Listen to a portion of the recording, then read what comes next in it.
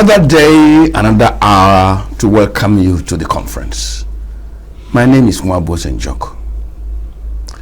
I just read a story that apparently it was not a story, right? It was a feature somebody was writing, and the gentleman was describing the trauma of a Nigerian doctor who lost a patient on the operating theater. He had administered the right drugs, he had taken all the right procedural steps, and in medical practice, nothing could have justified the death of that patient on that operating theater.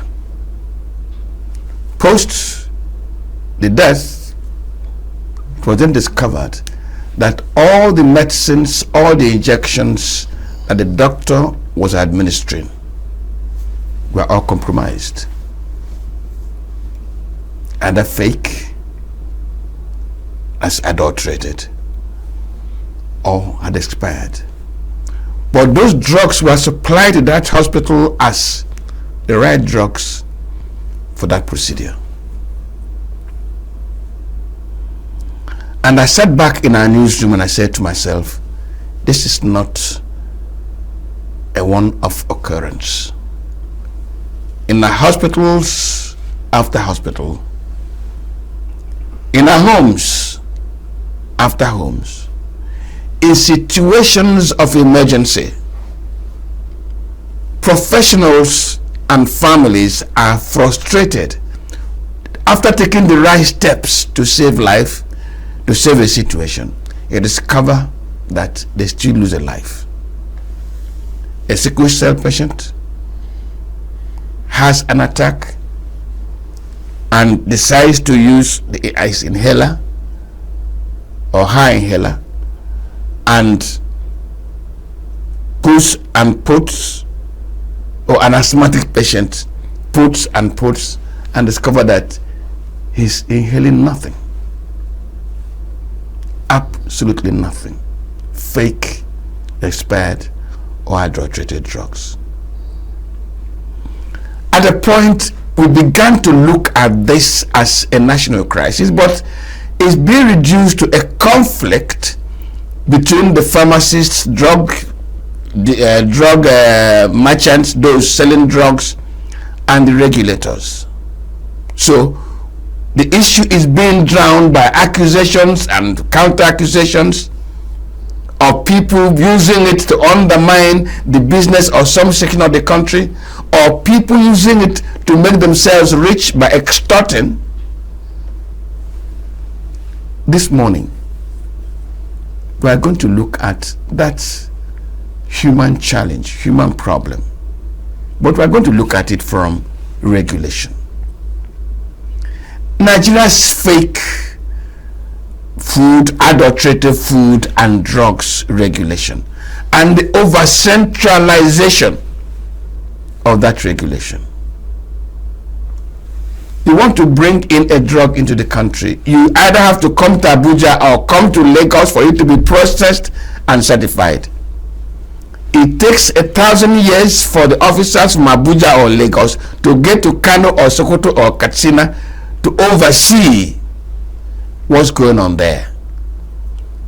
To come to Bridgehead in Onitsha, they have to prepare an armada of security, soldiers, Air Force, Navy, police, DSS.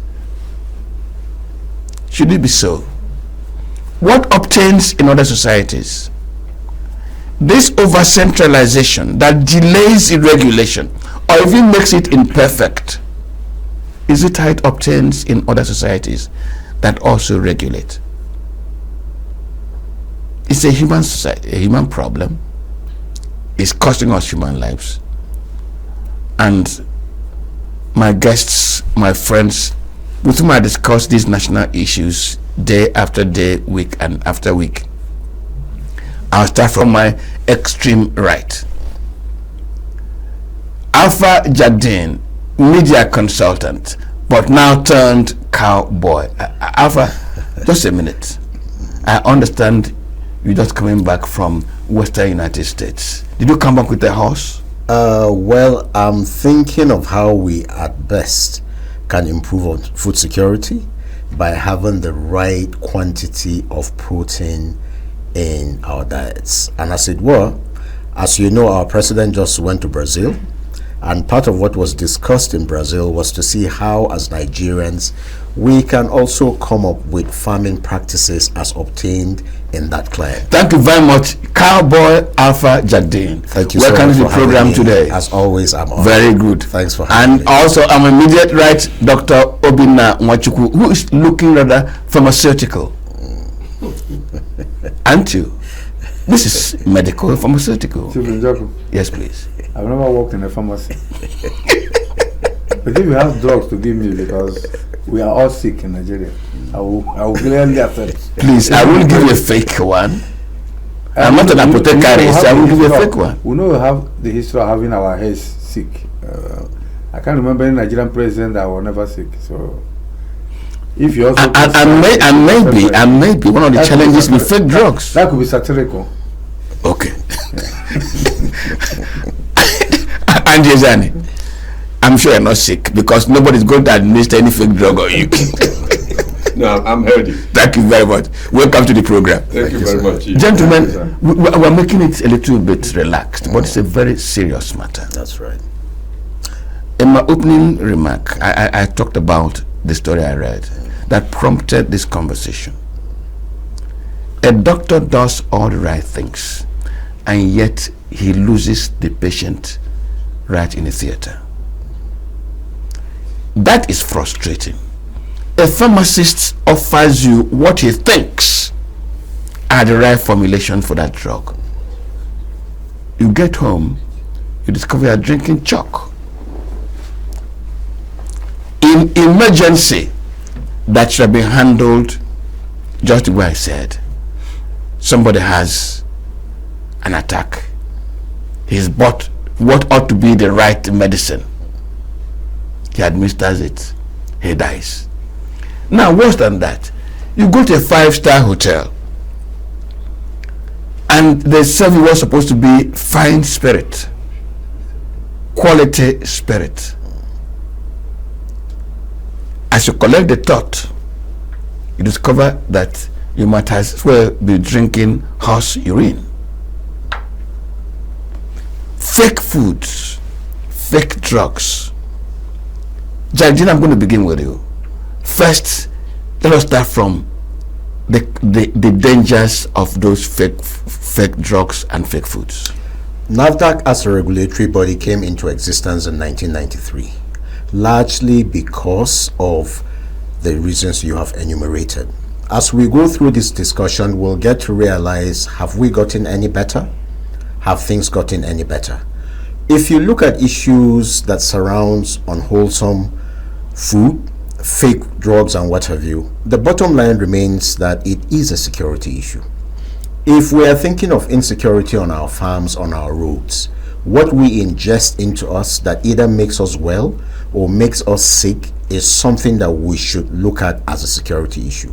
Why was NAFDAC brought into existence? NAFDAC was brought into existence to see to it that when it comes to manufacturing, distribution, advertisement, exportation and importation of these drugs, as it were, because it's a world of comparative advantage. In some instances, these things can be locally sourced. Yes. In some instances, it has to be imported.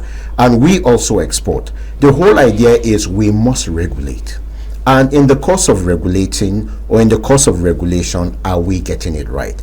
Perhaps if we are not getting it right, why are we where we are? Because whether we like it or not, if we look at the merchants that are behind this trade, these are people that are daredevils, and these are people that will stop at nothing to see that their trade moves on. You just made mention of the fact that an asthmatic patient will want to use the Ventolin, as it were, being a brand name, and you will discover that the person is just sucking in air and the person dies. We have heard of instances where doctors took patients into the theater, At the end of the day, the gas was mislabeled. Instead of oxygen, it was something else, and the patient dies. We have heard of instances where I was discussing with a friend of mine this morning. Sometimes in the course of this year, the early part of this year, I had to treat malaria 5 times using different medication. I think at the end of the day, we got one right. If one were to trace these things, you will trace it to the fact that most of these medications are fake. That's on the one side.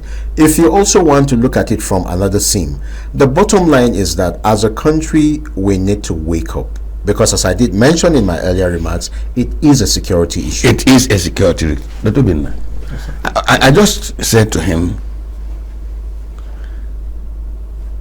can you look at the implication of this? Look at it. A doctor loses a patient, not because of incompetence. A child dies in the family, not because the father or the parents couldn't buy the appropriate malaria drugs. An asthma patient in the university collapses and goes, not because he or she didn't buy the inhaler, just because the quality, the formulation was fake. Now there is, before we go to the regulator first, can you look at the trauma, the inconvenience to the patient, to the professional who's handling the patient? Yeah, thank you, Chief. This is also another wonderful topic you're bringing up, like you've always done. But I think before even we look at the maybe implications or the effects, we also need to look at what is even the reason, what are the causes? Because that's what we call cause and effect. First of all, when you look at the hospitals, we have structures or buildings that we call hospitals, but they are bereft of basic equipment and basic facilities. I remember at a particular time somebody said that hospitals are mere consulting clinics. So in such a case, you don't even have the basic things.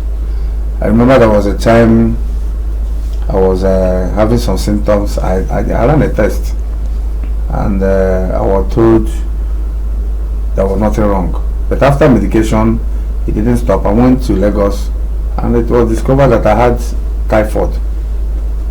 And when the right medication was applied, I got healed. Many of the equipments today, even in the laboratories, many of them are obsolete. Many of them give you, if you want to know, do a similar test in 2 or 3 different facilities, and you see the results.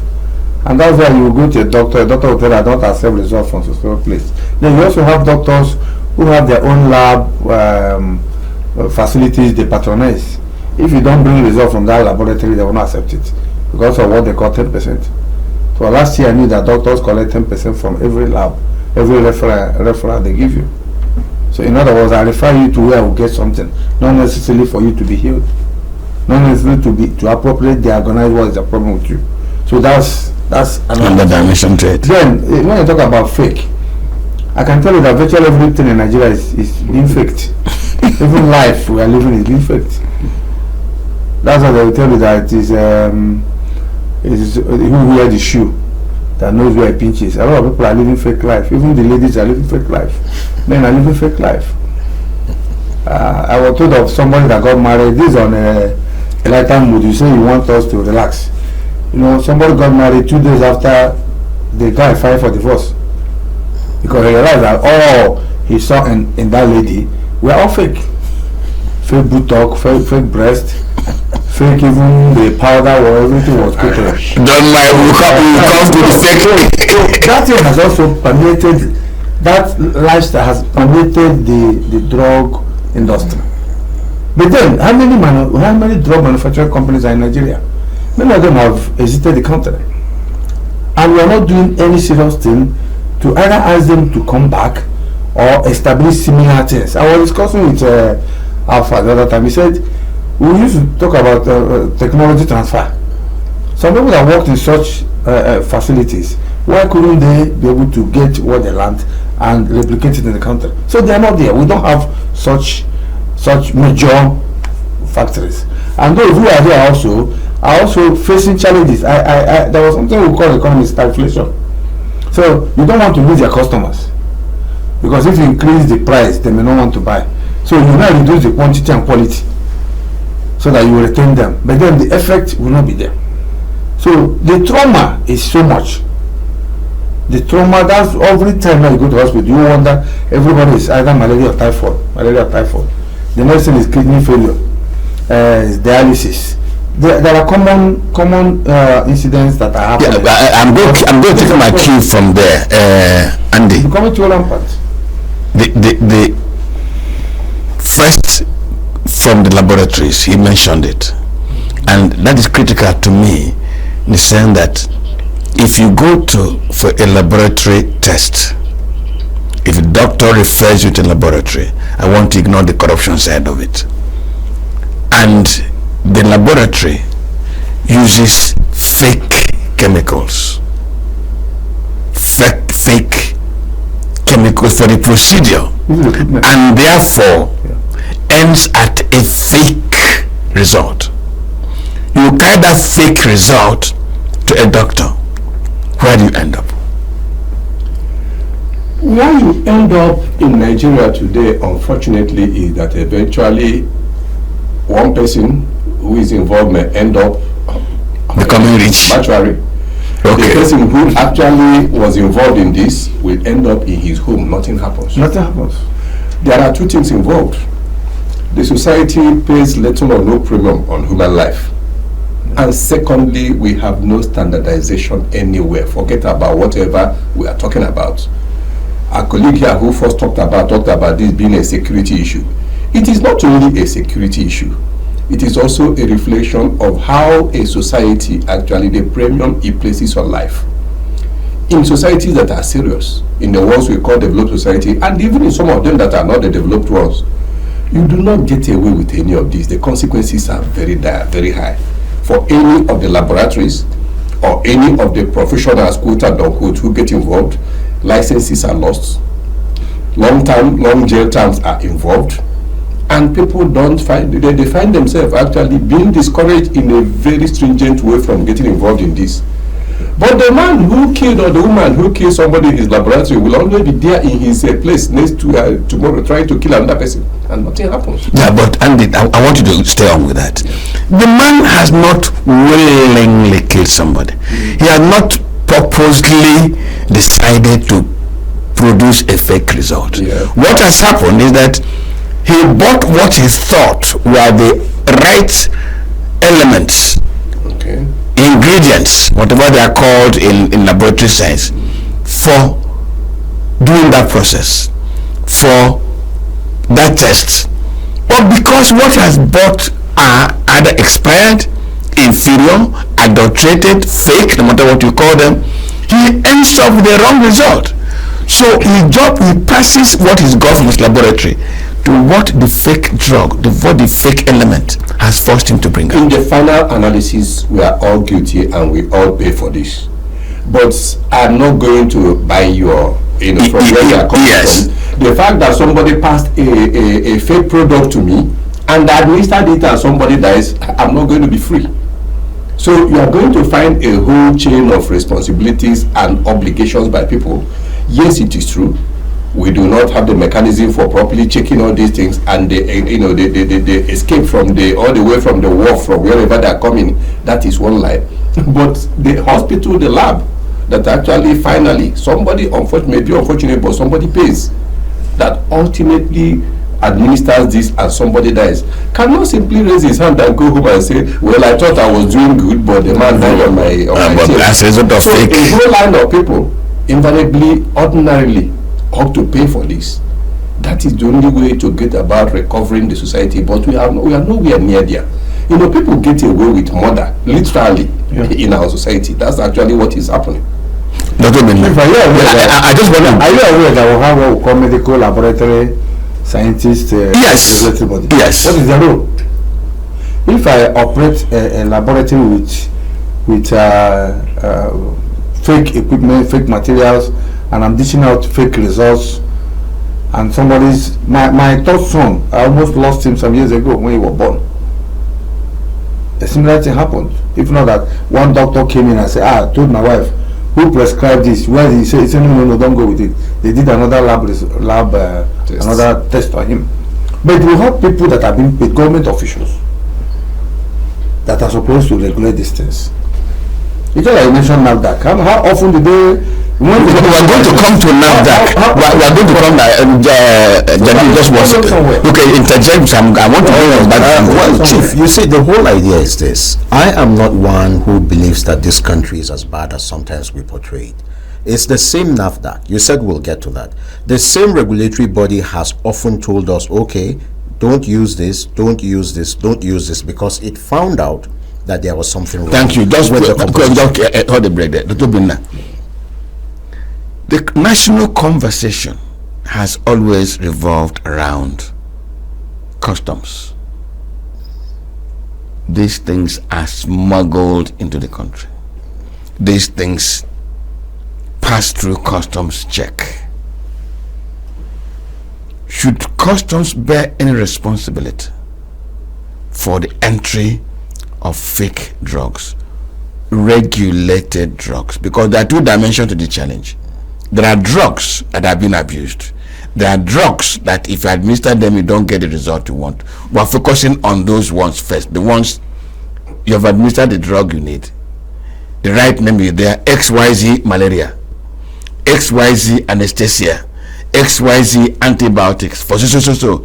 And the doctor has made appropriate recommendation of the appropriate drug for that ailment. You drink it, it doesn't cure you. You keep drinking and you die. Custom dimension. Allow these things to pass. Does the customs service bear any responsibility? Yes or no? Yes and no. Customs, yes. They are supposed to be they are expected to be at the border, and they're supposed to control the influx of these things. At least in respect of banned drugs. But I also believe that we are over-laboring the Nigerian Customs Service. For example, maybe I have no knowledge in medical... In pharmacy, pharmacology. You expect me... You engage me in Nigerian Customs Service and you put me at the border. It will be difficult for me. So, I believe that NAFDAC, I think NAFDAC is also one of the... By elimination, we're moving by elimination. You know, responsibility doesn't lie squarely on the customs. No. It's a multi-stakeholder approach. I'll share a thought with you, sir. My colleague here did make mention of standardization. It's key as far as the topic on the focus is concerned. What makes it key? I will tell you something, sir. There are some nuclear reagents that are used for medical purposes, clean medical purposes, not for the kind of uranium enrichment for destructive purposes. And I can tell you, those are some of the most highly regulated products around the world. In fact, it lives, I think it is Vienna, different countries of the world, and before it eventually gets to hospitals where they are needed, patients will tell you, you know, I can tell you what some of those things happen. The IG will have to sign. The person in charge of NAFDAC will have to sign. Even the director of the DSS has to sign. I have that based on privileged information because I have had to use one or two of those reagents over time. Now, if that can be the case, I can assure you that if we are truly serious about looking at how best we can stop the importation of what is fake into this country, let's also look at the man who will go and say, do this thing from a substandard standpoint. Let's look at our unmanned borders. It's a very serious issue and the problem is multifaceted. You know, you made mention of the customs. Chief, Doctor, I want you to realize something. In the customs service, there are pharmacists. I agree. Right? But how many are there? Oh, no, sir. Then it doesn't matter. They are there. You see, no. Do they have the manpower to man beyond all the entry points? Beyond that, sir. You see, there are. I mean, we all agree there are agents. There are agencies in Nigeria whose responsibilities cut across. SON, Standard Organization of Nigeria. NAFDAC is there. The customs is there, as you are talking about. Our security agencies. The immigration and all that. Everybody has a role to play. And hence, if stakeholders play their role. Is anything perfect? I don't believe so. But I want to believe that we can reduce these things to the barest minimum. Once upon a time, we had the doing in Nigeria, a lady called Professor Dora Akunyili. You and I knew the fight. She fought her own brothers, if I may put it at that. Because in Chief's earlier remarks, he made mention of, some even look at it as it's a business that is from a certain part of the country. We don't need to further explain that. But the bottom line is that it only calls for responsibility on the part of everybody involved. It is common. NAFDAC as a regulatory body has done so much to say any medication you buy. I remember when Professor Dr. Ohi was I think it was during his time that thing came up. Any medication you buy, scratch it, put the number on your phone. If it is fake, something will happen. If it is not fake, something will happen. These were, things that the agency did towards seeing that they safeguard us as what have you. Consumers. For me, it will always be a security issue. Let's not forget also that security is everybody's business. Sir, talking about unwholesome foods, there are places in Kaduna, there are places in Abuja, there are places in Nasarawa State where people have been found to manufacture alcoholic drinks. Yeah. I don't need to call the name of the alcoholic drinks, from spirits to lager to tablets, and what have you. Drugs. Let's even talk about these drinks. Now, I can tell you, do a survey. I have done same in Kaduna. I have done same in Jos. Go and look at what our youths are consuming. Under the guise of the economy is bad, they have now gone to things, of course, the Ogogoro thing, the shepherd. It is even worse. Let me even tell you what makes it very bad. If you are even drinking the Ogogoro that comes from source, not these chemicals that they put in sachets. That one in Jos is called Goskolo. Yeah, you understand? There's one they call Baby Oko. Everything. Quick drivers and all that take early in the morning. Oh, yes. You understand? So these are the issues. And then before you know it, renal failure. Yeah. And then we start saying, where did this come from? Quite often you can't even trace the source. Where do they sell these things? They sell them in the motor parks. Yeah. We have women who sell this to people that should be their children and their grandchildren. In open market, you see people carrying it. On the streets. The Abo woman, Jagdin, I take exception. And now that please, Dr. Binna. In this country, our own locally brewed gin was called illicit gin by the British. That's what we call Chief, it was called illicit gin. And they themselves were bringing in London Dry, and it was called illicit drink. So when you come here on this program castigating Ogogoro, I take exception to it. In fact, I don't think you got what I was saying. You didn't get what I was saying. I am saying that the Ogogoro is the main drink. From source. What we call sapling water. Yes. Which is the main thing. Which is the main thing. Good. But they're not the ones added chemicals. Not these chemicals. Thank you very much for saving our identity. In the southeast, palm wine. They will distill palm wine and it turns into that spirit. Thank you. Where are those men? Where are those craftsmen? Where are those ingenious brewers today? Where are they? Okay, gentlemen, I even though I made that that's purely a sidebar. That's purely a sidebar. Andy, we have not totally exonerated the customs, because Jagdin said it's a multifaceted assignment. But in this country, foods, drugs are regulated by NAFDAC. NAFDAC has its operational base in Lagos and Abuja. Lagos, because that's where the federal capital used to be. It has a sprinkle of officials in the states. For a sensitive regulation such as food and drugs, for a country as large as this country, for a product that is moving in from our porous borders that needs what drivers call bumper to bumper marking, our centralized regulation, can it serve our purpose? The answer is no, and it is a Nigerian problem.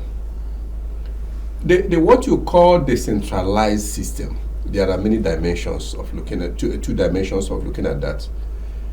Yes, does it have to be a federal agency? Definitely yes, because whether you go to the FDA in US or the equivalent in other countries, yes, it has to be one major institution that actually determines that standard nationally.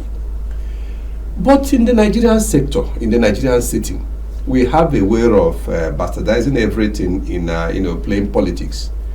You don't need to have, in fact, Lagos is there because Lagos was the former capital, so this thing doesn't have to follow capital city. There's no law that says it has to be Lagos or Abuja. At least at the most, you have what we call the zones, the 6 zones in the country. They should have well-equipped laboratories. They should have vibrant offices. They are not going to be it's just like what you have with the police setup. When you go to the states and have maybe somewhere in Bayelsa, somewhere in KB, somewhere in Imo State, people do something and you grab them and you are bringing them to Abuja. I mean, it is ridiculous. What are you trying to say? You should have a very competent office in the zones where you try these things and almost settle it. What is a person who is involved in land business in Imo State doing in Abuja? It has no business doing that. So when you talk about NAFDAC, yes, NAFDAC is NAFDAC. But the NAFDAC laboratory that you actually have in Port Harcourt or somewhere in Ogun State or somewhere in Sokoto, or Kano, they should be very, very capable of handling these things. There's no question of putting anything for you to come back to Lagos or Abuja. And in the process, you are wasting time. In the process, those things escape and getting into the hospitals. All those kind of things. No, you don't need to do that. What we are doing is we are actually overplaying our politics in all these things. The resources are there. And because we do things the way we do them in Nigeria, which is so wrong, what you need to do is to be developing these things incrementally. If in the next budget you build one major laboratory in one zone, you wait for the next budget or the next 2 budgets, you build another one in another zone. That way, within a period of less than 10 years, virtually every part of the country needs to be covered and covered effectively. So there is no pressure on their main laboratory in Lagos or main laboratory in Abuja. It doesn't have to come to that. Jagdeen, sir, please. I'm sure you want to make a contribution immediately, but the laboratory in Lagos is such a big market, and therefore it will be busy virtually every day, testing new imports, approving or disapproving, with the operatives organizing raids and searches and all that. It's so busy because these things are matters of life and death. Andy says, why not create zones? Why not do these things incrementally?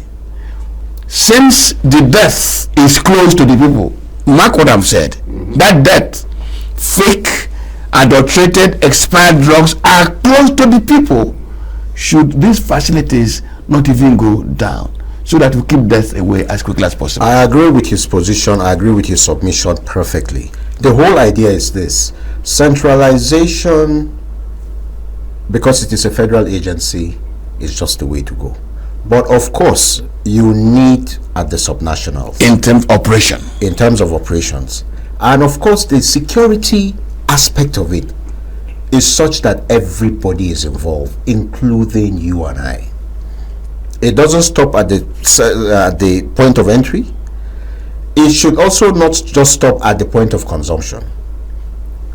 I will say this. Tell me what we mean. Tell us what you mean. Okay. It should not stop at the point of consumption. I will tell you this. There is a place in Kaduna, let me mention it.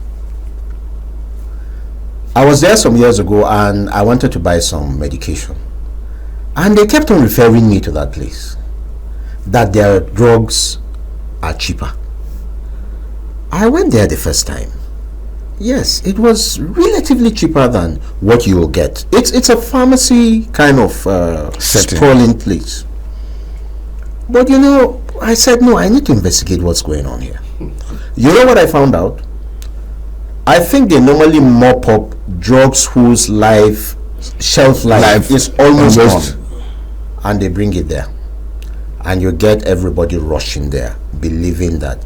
I'm not an expert in that field. I cannot sit down here and claim to know about the potency of drugs. But somebody put date on it. I mean, there's a date on it, and you'll discover that, okay, this thing, maybe it has like 3 months to go, 2 months to go, 1 month to go, 1 week to go, and then people rush there. You know, that is what I'm talking about, even at the point of consumption. What is the level of awareness created to our people? You know, the whole idea is that I can say the media is doing its very best, but this thing is a multi-sectoral issue. The NOA need to come out and start telling Nigerians that, listen, we are getting higher rates of renal failure.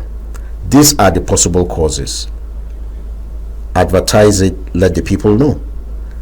Mandate of NAFDAC, as I did mention: import, export, advertisement, distribution, manufacturing. Distribution, adverts.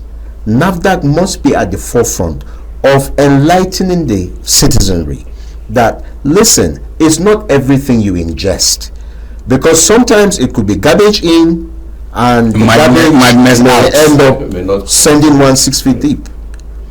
There is so much that needs to be done. This, no doubt, is a topic I find rather very sacrosanct. That is why at the beginning I even looked at it more as a security issue, because it's not about saying, oh, there are bandits out there. It's not about saying, oh, there's an armed robbery out there. This in itself is killing lives. You know, there was something you asked, doctor. The import of losing a child, not because you could not even afford the medication. The import of losing a mother, losing a brother, losing a husband, losing a wife, because somebody somewhere decided to be a merchant of death. A merchant of death, knowing that this thing you are selling, this thing you are importing, this thing you are distributing is unwholesome, it's not fit for human consumption. You go ahead and do it because you want to be seen to be a big boy. May God have mercy upon us, and I hope that our minds will be renewed. You know, the whole idea is that drug is an issue in every part of the world.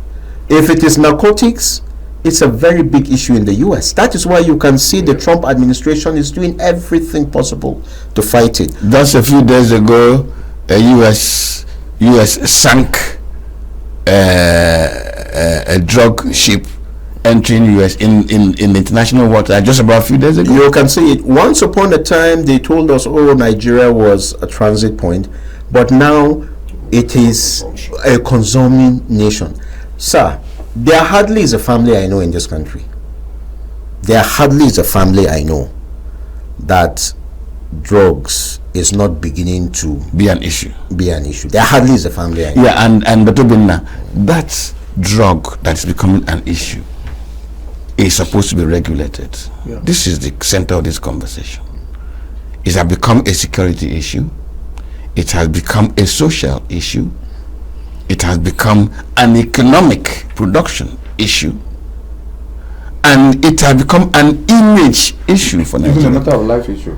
And let me also tell us, these drugs escaping have penetrated into our security institutions, our police force, our military, because these drugs are available. Yet there's a regulator. Yeah, Chief, permit me to say that, yes, in paper there's a regulator. But to me, and to be frank, we don't have a regulator in Nigeria. And I stand to be corrected. Because as a journalist, as a practitioner, as somebody that moves around this country, I don't think in the last 5 years I've seen NAFDAC or any semblance of NAFDAC doing something that people can say, yes, thumbs up. And I think, to me, NAFDAC died when Dorakwele died. What we just have now is an institution that is just existing and collecting allocations. It could be part of the problem that is affecting other NDAs funding. Like we said some time ago, the present administration is not funding the agencies. They only pay salaries. They are running costs. The capital vote and all that are not being released. Office of the Accountant General of the Federation is not doing that. They are not releasing it.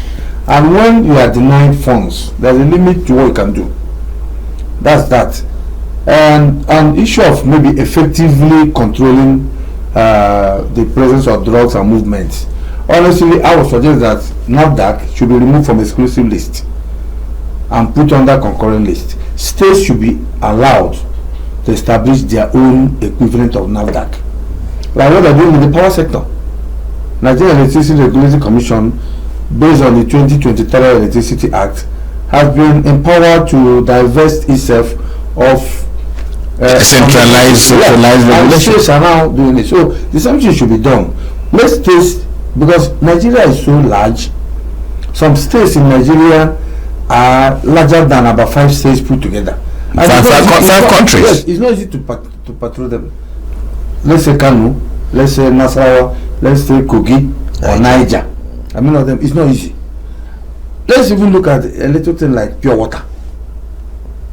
Pure water. Where we Regulating pure water. Let's say I'm doing pure water at the back of my house. Where is NAFDAC? I will see a man of things anywhere like being called pure or dirty water. Almost everybody is moving it around. Some of them you even see NAFDAC number. When you investigate, you realize that those things are fake. Or they borrowed that number. I used to have a brother that would do it in my village, and he would put one address in Aba. And I called him, so boy, how? He said, we'll leave that in. And for about 5-6 years between him, nobody has ever come after him. Nobody has ever arrested him. And people are consuming that water without knowing what they're consuming. The same thing with drugs, like Alpha said. It's becoming a serious menace. Both in the schools, even in secondary schools now, even some primary school students are now into it. Even some parents, even some serving government officials. We had a minister of women affairs that even she herself and her children were into it. So it's a problem. And if government officials, security agencies are indulging in this, then it becomes the issue like when you say who will build the cat, who will go after these people. So let's remove NAFDAC from exclusive list. Let states have their own equivalent of NAFDAC, because for NAFDAC or any of equivalent agency to operate well, it must be, if not in every local government, in every community. Then Pharmaceutical Society of Nigeria also need to step up the game, because most of the pharmaceutical stores you see are parading and displaying these drugs with nobody challenging them. And I was made to understand that for you to have the little chemist shop, you need a pharmacist to give you a license. Or you run what they call a patent medicine there. In other words, what you sell is paracetamol, cough medicine, malaria medicine. I don't see them doing that. There must be that complementary role between Pharmaceutical Society of Nigeria or Pharmaceutical Council of Nigeria and the NAFDAC, with the Medical and Dental Council and all of them that are involved. All the regulatory agencies in the health sector must put their hands together, must come together. But then NAFDAC cannot, from Abuja, be able to monitor what is going on in Kanu or Kara, Namora, or in Aba or Mbise. So let's decentralize them. Let's establish such and then replicate it in local governments. And in that case, we'll be able to monitor this thing. But for influx, it's an issue, because it's not just only drugs. But like I said earlier, virtually everything in Nigeria has been faked. Even things we leave, even baby food. Anyway, we're not going to fake life. The borders are so porous, are so unmanned, and corruption has eaten so deep into the fabric of this nation that a little gratification you are allowed to pass through those borders and bring with death in the cattle. Yes, Chief, I have a problem with allowing states to replicate probably something like their own, because look at the way it works. It should be a federal thing. We had established earlier in our conversation that having laboratories, even if it is at regional and then eventually at states level, in my opinion, it may serve us better. Because by the time you have a multiplicity of functions, you will begin to have clashes. We are talking about state police. That's a topic for another day. But as it were, I would still rather think, let's have a centralized system where somebody can be held responsible if something goes wrong. But by the time you multiply it, because let's assume we don't even have porous borders. These things, how do they come in? They either come in by air, by ship. I want to believe those are the two. Let's not forget that our coastal, what have you, is daily expanding. We are looking at Lagos today as the main place. But don't forget that probably down more the road, ports. Warri may come up, Onne may come up, what have you and what have not. So having it in states, I can assure you something will get missing somewhere, and then who you will hold responsible will now become an issue. Because if it happens in Jos, they will tell you, okay, but you have an agency in Jos that should be looking after it. If it happens in Kaduna, they will tell you, you have an agency in Kaduna. I would rather that we have a centralized one, and then we decentralize, or we and you seem to cast a vote. Before Andy say, I also disagree with him. We used to have that with the police. Today we are calling for state police. And like I said, does the federal government have the resources to fund this? We'll come to that presently. Yes. Then when we talk about the market, who is in charge of market? It's the local government. You disagree with him, I disagree with you. Fine. It's allowed. I do not think I'm going with him. Yeah. I think what we need to do is actually to enhance the capacity and the manpower that is available to NAFDAC. Yeah. When you go to, up till now, we do not yet even have the consensus on the state police, because many of us are still uncomfortable with the way the states are run, for you to entrust anything that is that sensitive to them. So I do not believe that you should have NAFDAC that belongs to each state. The quality that you have of one product should be the quality that should be universal. It across should cut across the nation. What we are saying is, can NAFDAC be strengthened? Can the manpower be expanded? Can they have one standard operational, standard across? What we are talking about, we started with laboratories that is owned by NAFDAC, existing everywhere. They are going to have directors or whatever you call them that are strengthened and empowered to operate within those zones. But we know that ultimately we are dealing with one institution, and I think virtually every other nation, that is the way it operates. When you have one standard of one brandy, or one standard of one distinct that is different from KB, from the one that is a standard from Oyo, from the one that is a standard from Imo, I think you already have another major problem coming up. So that obviously is out of the way. But on a lighter note, when Dr. Bina was talking, he talked about that his brother who was producing water and using fake number or name about putting there. We should hold him after this program. In fact, I thought as much. To write NAFDAC. I'll take that man to because you have a responsibility to make sure that man does not continue in that. No, but on a serious note, how many of us even look at the address, the water, and the sachet water they drink? Anyway, even the issue of faking. Yes, I was made to understand that most of those expiry dates, people take it and change it and return it to the market. How many of us? Okay, brandy. Brandy. I know you love brandy. You love spirits. How long did you check the expiry date? It's not like the tires. But does brand have expiry date? Yes, you know what? Can't you see my I don't even know. They do. I do not take spirit, but actually I had a friend. That was actually how I did not too long ago. Somebody bought a spirit to him, and he actually was checking the expiry. I didn't know. You can say that one particular minister takes a brandy of so many years old. Does he know the no, there's a difference in that. No, when you that means it has a manufacturing date. Yeah, no. That thing is not manufacturing. That's when it is the older in that sense, as I understand. They say it's better. Those are better. Yeah, but how if it's going to be that old? It will have expiry date.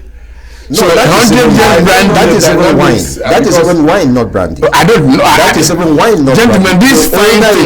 These fine things of culture. The older it is, I don't know them. I know about palm wine. You remember at some point, I was emphatic about the point of consumption. Yes.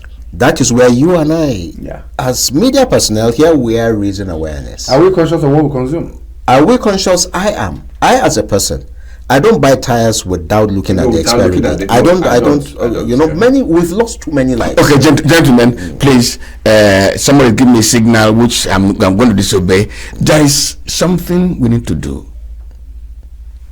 Funding for NAFDAC. We are looking at how it ought to be not decentralized, more laboratories established, more personnel, more professionals, more training. The Bulls have a saying, as somebody who is hungry and has no food does not go on a laughing spree. Chief, can I come in here with your permission? I just want to take a break. Okay. And when we come back, it will be a turn.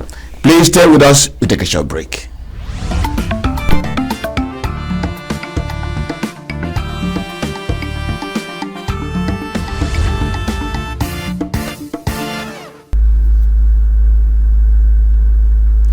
Well, let me welcome you back from the break.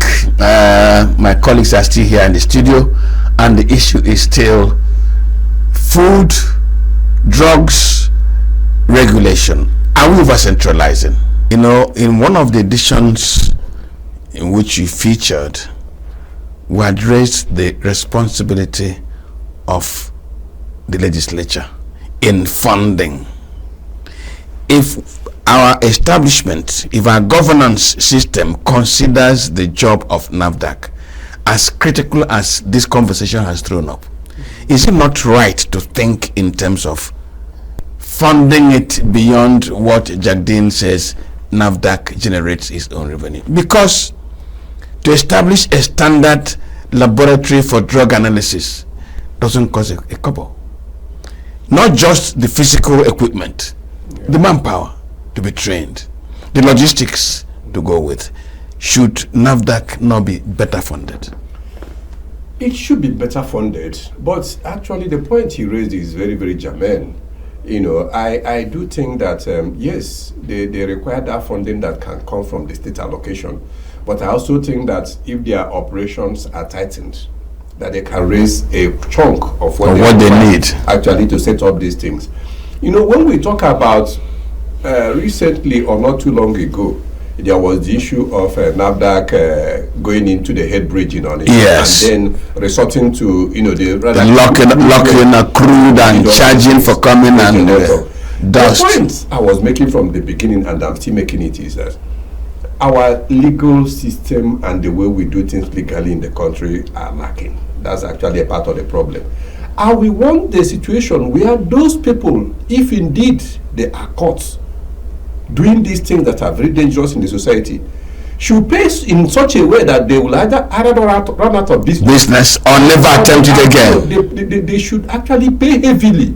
NAFDAC ought to be getting the penalties and the charges that people actually pay for some of these things should be so huge that it will actually generate a whole lot of resources. That will be one way of discouraging people from getting involved, and at the other time raising funds. So yes, definitely the state appropriation, you know, can come in, you know, but you know, we have a whole lot of areas. When you put this thing down now, we are talking of education, we are talking of security, where we are, you know, struggling, fighting for our lives in terms of security. We are talking of what do we do with food and whatever. They are all medical, you know, this is part of it. You know, all these things are quite critical. So if you begin to really distribute what you have, it might sound so by and large, each of them, and NAFDAC is in a good position to substantially help itself raise the funding that it requires to do what needs to be done. I still believe that they require major laboratories in the zones. They require enlarged manpower. They require to, you know, strengthen the operations, and there had to be a lot of synergy between what they are doing and the legal system, the Office of the Attorney General, and the law of the land, to make sure that when people get involved in this question of trying to do us in, they pay with an arm. They will pay heavily. They will pay. Dr. Bina, the money needed. In some of the other editions you guys have discussed with me here, the factor of corruption has kept popping up. No.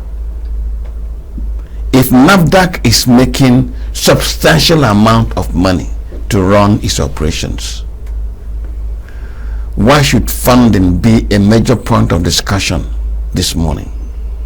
To my mind, what is lacking is a mindset of understanding the critical position of the function of NAFDAC and deploy resources either from his own generation or from appropriation to set them up in a manner to deliver on the needs of society. Like I said earlier, I think NAFDAC has all it takes to effectively discharge this job. But the issue is that I don't know whether they have the political will. And appointment of the head of NAFDAC should not be politicized. Neither should it be done on tribal or any other sentiments, primordial sentiments. It should be for professionals. Like Olusegun Obasanjo went after Dora Koyele. He didn't go because Dora is from this area or whatever, and she distinguished herself. But like I said, it's unfortunate that since she left, I don't think the level she took NAFDAC, anybody had taken it higher than that level. People even hardly hear on NAFDAC now. If the issue is that of leadership, then there should be leadership change. If it is issue of funding, then they should be properly funded. I don't know whether NAFDAC is still under the first line charge because they have the potential to generate funds, registration, enforcement, supervision. They have avenues to make money. So if they explore those things, they will have billions of naira to do what they do.